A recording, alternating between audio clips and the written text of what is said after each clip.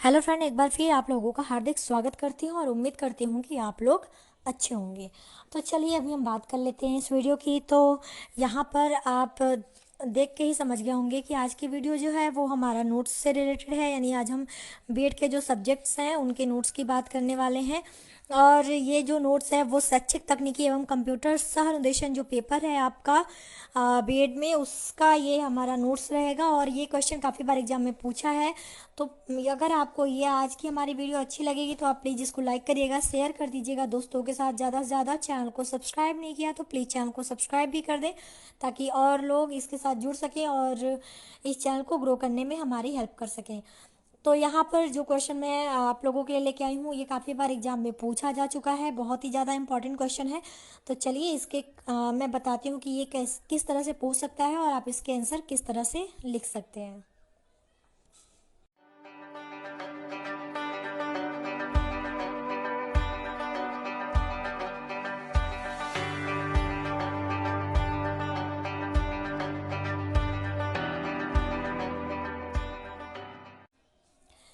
तो जो ये पेपर है उसमें जो हमारा ये क्वेश्चन है उस क्वेश्चन को काफ़ी बार देखने को मिला है। क्वेश्चन कुछ इस तरह से पूछता है एग्जाम में, कंप्यूटर सहायक अनुदेशन से आप क्या समझते हैं, इसके कार्यों का वर्णन करते हुए शिक्षण प्रक्रिया को बताइए तथा उपयोग भी बताइए। या इसी क्वेश्चन को एक अलग तरह से पूछ सकता है, कंप्यूटर तथा अभिक्रमित अनुदेशन अवयव का वर्णन करते हुए उन परिस्थितियों का वर्णन कीजिए जिनमें कंप्यूटर का उपयोग किया जाता है। या फिर कंप्यूटर सह अनुदेशन से क्या तात्पर्य है, कंप्यूटर सह अनुदेशन के विविध रूपों का उल्लेख करते हुए शिक्षा में कंप्यूटर की भूमिका की विवेचना कीजिए। तो यहाँ पर जो क्वेश्चन मैं बता रही हूँ इस क्वेश्चन में से हो सकता है आपको लघु उत्तरी और अति लघु उत्तरी प्रश्न भी पूछ सकता है। ये दीर्घ उत्तरी प्रश्न है इसलिए आपको हर एक तरह के क्वेश्चन के लिए ये काफ़ी फायदेमंद और हेल्पफुल रहने वाला है। तो चाहे शॉर्ट क्वेश्चन पूछे चाहे लॉन्ग क्वेश्चन पूछे आप आराम से कर लेंगे अगर इससे रिलेटेड कुछ भी पूछता है तो चलिए इसके आंसर आप किस तरह से लिखेंगे वो मैं आपको बताती हूँ। तो अगर ये वीडियो आपको पसंद आएगी तो इस वीडियो को प्लीज़ लाइक करिएगा और शेयर करिएगा ज़्यादा से ज़्यादा लोगों के साथ। तो चलिए हम देख लेते हैं इसके उत्तर को। तो कंप्यूटर सहायक अनुदेशन या सह अनुदेशन का अर्थ एवं परिभाषा, पहले हम उसकी अर्थ और उसकी परिभाषा को देखते हैं। तो कंप्यूटर सहायक अनुदेशन से अभिप्राय ऐसी अनुदेशन तकनीकी से है जिसके अंतर्गत छात्र या कंप्यूटर संयंत्र के बीच एक ऐसी योजनापूर्ण अंतःक्रिया चलती है जिसके फलस्वरूप छात्रों को अपनी क्षमताओं तथा अधिगम गति का अनुसरण करते हुए वांछित अनुदेशात्मक उद्देश्यों की प्राप्ति में समुचित सहायता प्राप्त होती रहती है। ठीक है, तो ये हमारा हो गया कंप्यूटर सहायक अनुदेशन के बारे में कि क्या होता है या इसकी परिभाषा क्या है, तो आपने देख लिया। अब हम इसकी कुछ विशेषताओं पर डिस्कस करेंगे। तो विशेषताओं में पहला हम यहाँ पहले लिखेंगे कि कंप्यूटर सहायक अनुदेशन की उपयुक्त अर्थ एवं परिभाषा के आधार पर इसकी कुछ प्रमुख विशेषताएं हैं। तो हम विशेषता देख लेते हैं। तो यहाँ पे पहली विशेषता है कि छात्र को व्यक्तिगत रूप से शिक्षण प्राप्त होता है। बहुत ज़्यादा लेंदी नहीं बनाना है इसलिए आपको जो सॉलिड चीज़ें हैं केवल वही यहाँ पे रखा गया है। बाकी दूसरी विशेषता है विभिन्न योग्यता वाले छात्र अपनी गति से शिक्षण ग्रहण करते हुए आगे बढ़ सकते हैं। तो ये दो विशेषताएं। चलिए हम तीसरी विशेषता भी देख लेते हैं। बाकी क्या है हमारा इसमें, तो हमारा तीसरी जो हमारी विशेषता है वो है कि एक कंप्यूटर अनेक छात्रों के शिक्षण अथवा अनुदेशन के लिए प्रयोग होता है। चौथा है इसमें प्रत्युत्तर छात्र अपनी गति ही से देते हैं और यह उन्हें अपनी गति और अपनी उपलब्धि दोनों के अनुसार प्रगति करने का अवसर प्रदान कर देता है। पांचवा हमारा है इसमें छात्रों को परिणाम तुरंत मिल जाता है। तो ये 5 विशेषताएं हमने बताई। अब हम आगे चलेंगे कि कंप्यूटर के अनुदेशन हेतु प्रमुख कार्य क्या है। तो हेडिंग आप इस तरह डालेंगे कि कंप्यूटर के अनुदेशन हेतु प्रमुख कार्य। तो इसमें हम लिखेंगे कि कंप्यूटर अनुदेशन तथा शिक्षण में निम्नलिखित कार्य करता है। यानी जो हमारा कंप्यूटर है वो अनुदेशन और शिक्षण दोनों में निम्नलिखित कार्य करता है। क्या क्या कार्य करता है, पहला कार्डों पर सूचनाओं को संचित करता है। चुंबकीय टेप तथा टेप पर भी सूचनाओं को संचित करता है। दूसरा है अनुदेशन सामग्री को भी संचित करता है। तो ये दो विशेषताएं यहाँ हमने देखी। बाकी विशेषताएं चलिए हम आगे देख लेते हैं। बाकी अगर आपको इसका पीडीएफ चाहिए तो पीडीएफ भी अवेलेबल है डिस्क्रिप्शन बॉक्स में। पीडीएफ लिंक वहाँ पे आपको मिलेगा, लिखा हुआ पीडीएफ लिंक, और उस पर जो लिंक होगा उस पर आप क्लिक करिएगा, आपको जो है वो इसका PDF भी अवेलेबल हो जाएगा। 10 रुपये उसका मार्जिन चार्ज है छोटा सा।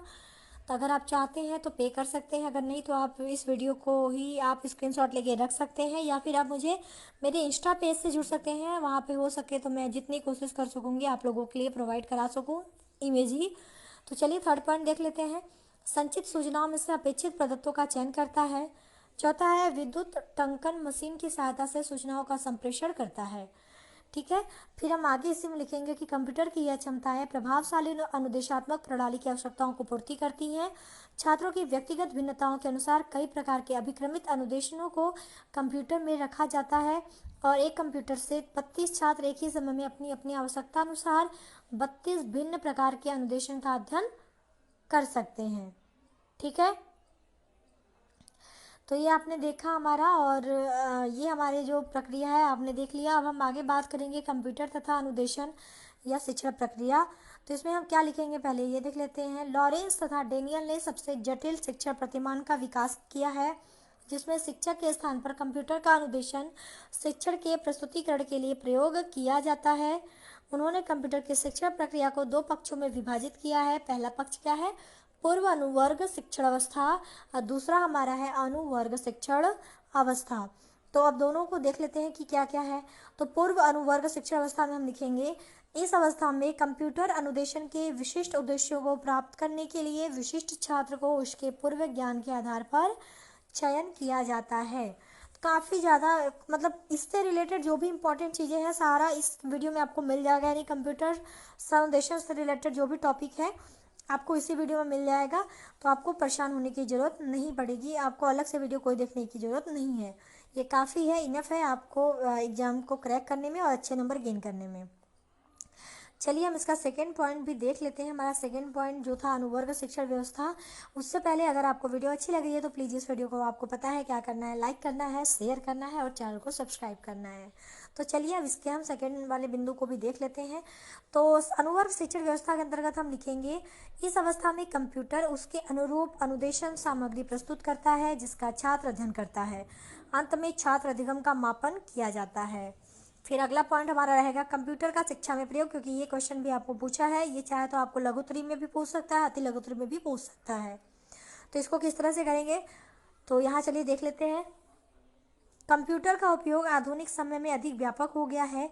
शिक्षा के क्षेत्र में कंप्यूटर का उपयोग अधिक व्यापक रूप से किया जाने लगा है। पहला, शिक्षण तथा अनुदेशन। तो व्यक्तिगत अनुदेशन के लिए इसका प्रयोग किया जाता है। एक कंप्यूटर पर एक समय में कई प्रकार के छात्र एक पाठ्य वस्तु के कई अनुदेशन का अध्ययन कर सकते हैं। इस प्रकार कंप्यूटर अनुदेशन की व्यवस्था करता है।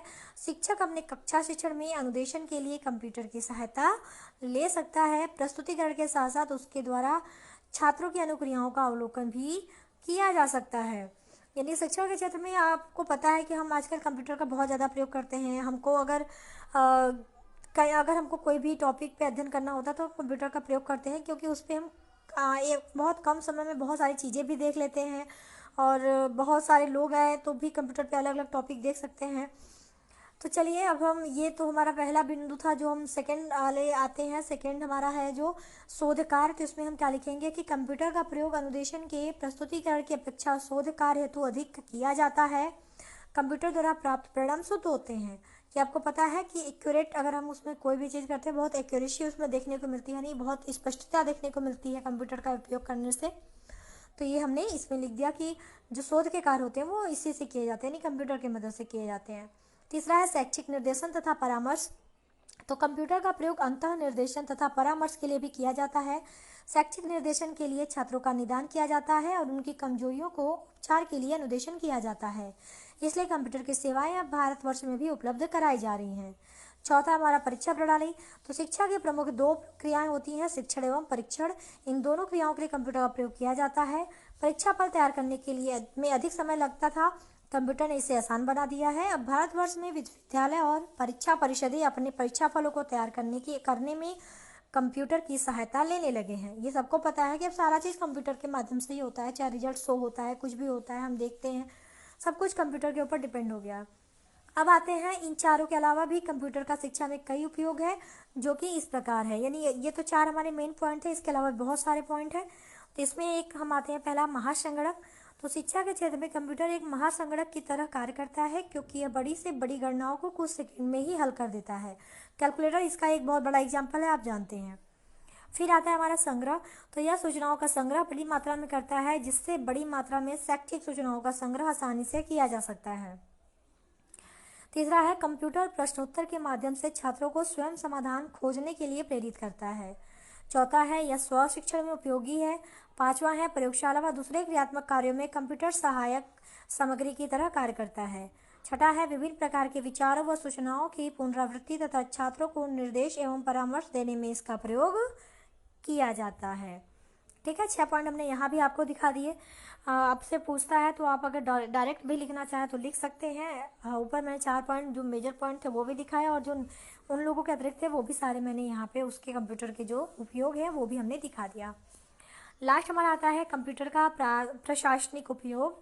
तो कंप्यूटर का अतिरिक्त उपयोग प्रशासनिक कार्यों में भी किया जाता है, जिसके अंतर्गत पहला छात्र के अभिलेखन को रखने में, दूसरा वित्तीय व्यवस्था करने के लिए, तीसरा सांख्यिकी को स्थिर करने के लिए, चौथा छात्रों के बिलों का भुगतान करने के लिए, पांचवा विभिन्न प्रकार के ऋण व अन्य प्रकार के अभिलेखों के लिए, छठा छात्रों के प्राप्तांकों को भेजने के लिए तथा अंक चिट बनाने के लिए।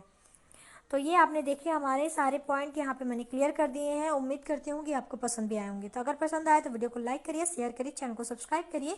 और अभी के लिए thank you so much. Take care, bye bye, जय हिंद।